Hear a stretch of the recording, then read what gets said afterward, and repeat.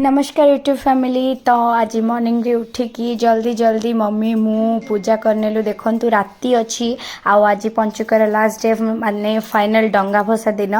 तो मॉर्निंग रे उठिकी ठाकुर पूजा सारिकी चौरा पूजा सारिकी आमे मम्मी और मु आसिलु डंगा भसाइया पिला दिनर से कथा सब एबे मने पड़ जाउथला। मैरेज परे बहुत वर्ष परे शायद मु ओडिसा रे अछि आ ए सब रिचुअल्स करूची।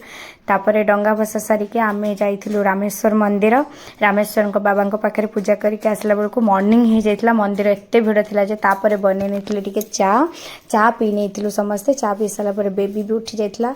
तो तापाई मुझे गोटे कुनी डंगा नहीं आसली सी भितर पानी टब्रे भसेला कुनी डंगा। तापर ब्रेकफास्ट करूँ। ब्रेकफास्ट पिठा और तरकारी मम्मी बनी। तो एमती दिन टी बीतला। इवनिंग रे टिके कल्चरल प्रोग्राम वगैरह से पाखे होता। आम समस्ते टिके जाके एंजॉय करूँ। बेबी भी बहुत एंजॉय करथिला। तो आज दिन टी एमती कटिला। Bye bye.